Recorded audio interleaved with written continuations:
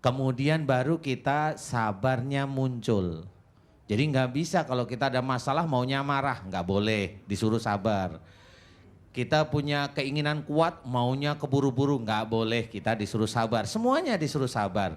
Dan juga sholat ini menandakan bahwa jangan tinggalkan kewajiban yang harus kita kerjakan. Baru kemudian tawakal, serahkanlah pada Allah, berdoa terus, ikhtiar terus.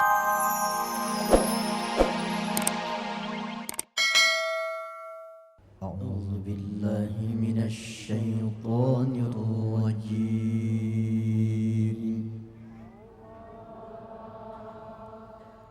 بسم الله الرحمن الرحيم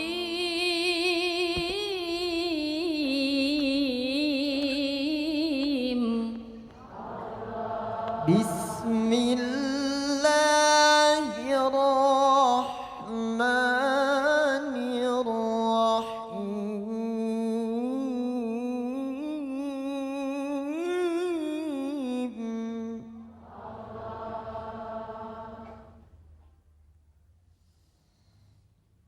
ألا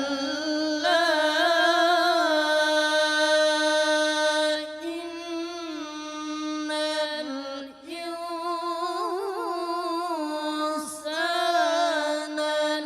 ليطغى أن رآه استغنى إن إلى ربك الرجعى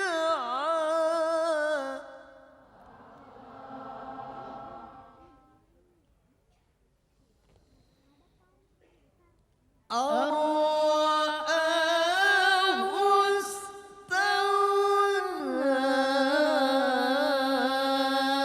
إن إلى ربك الرجعى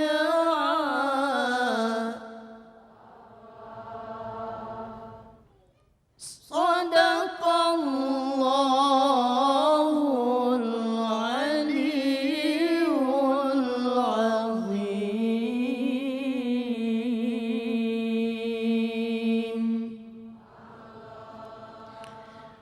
Assalamualaikum warahmatullahi wabarakatuh.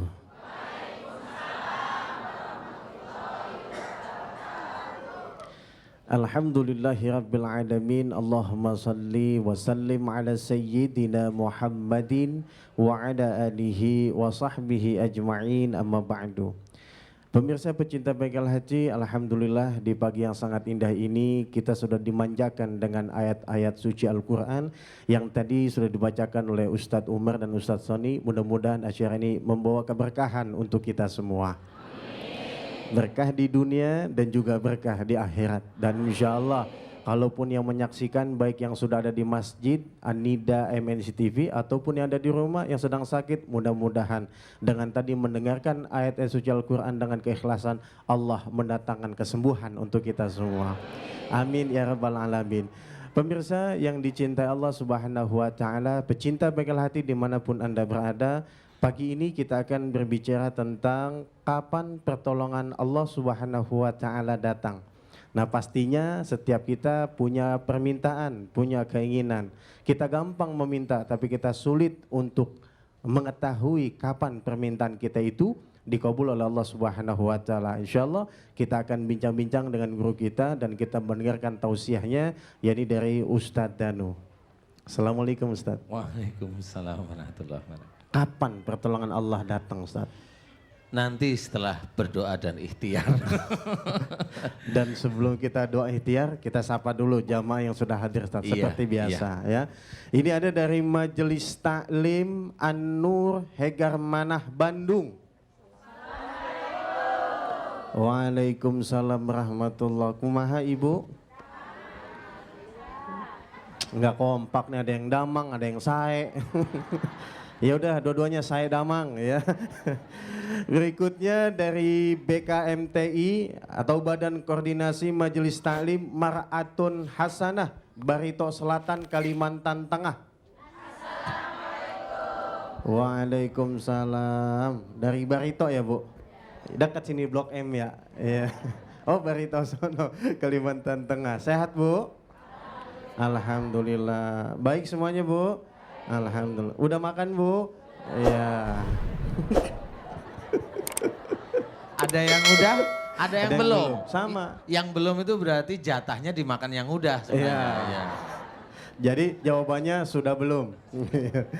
Berikutnya Majelis Taklim An-Nida Jakarta Indonesia. Waalaikumsalam. Paling kompak, seragamnya paling banyak. Beda-beda saya. Berikutnya dari Majelis Taklim Masjid Al-Quriyah Puri Kembangan Jakarta Barat. Waalaikumsalam. Saya mau tanya, Al-Huriyah atau Kuriyah? Ki. Pakai H. Ya, Al-Huriyah artinya kemerdekaan, ya. Puri Kembangan Jakarta Barat. Betul? Iya, kami ucapkan semua selamat datang di Masjid An-Nida MNC TV. Selamat menikmati bengkel hati. Iya. Ini baru lagi nih, Ustaz. Kayak sarapan.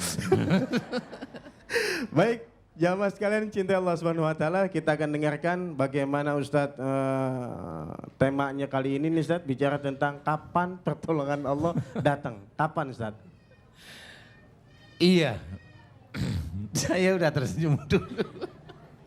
Sebenarnya ada nih yang agak serius sedikit sih sebenarnya gini. Kalau kita sudah sholat kan begitu ya Bu ya. Kita sudah berdoa, kemudian ini kok belum dikabulin sama Allah kan gitu ya. Iya.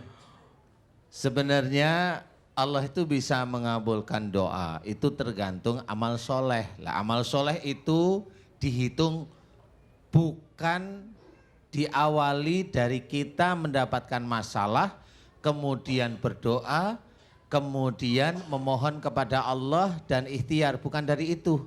Amal soleh itu insya Allah dihitung dari sejak kita sujud pada Allah Ta'ala. Nah sujud itu kapan? Kalau ibu itu sujudnya mulai akhir balik, ya sujud harus beneran, serius. Sholat yang tertib, kemudian ngaji yang baik, kemudian apa? Di dalam Al-Quran banyak sekali petunjuk-petunjuk Allah yang menyuruh kita berbuat baik, berkata baik, jangan ghibah, jangan fitnah, kan seperti itu. Nah itu amal soleh. Nah, suatu ketika nanti Allah memberikan kita masalah atau ujian ataupun musibah. Dan kita berdoa, kalau amal soleh kita cukup, insya Allah itu akan kita dapatkan cepat.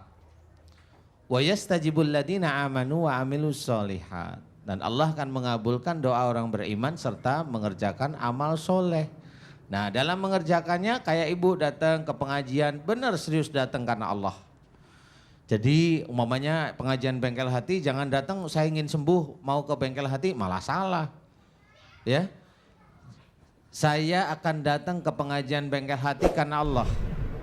Walaupun dalam keadaan sakit niatnya harus karena Allah.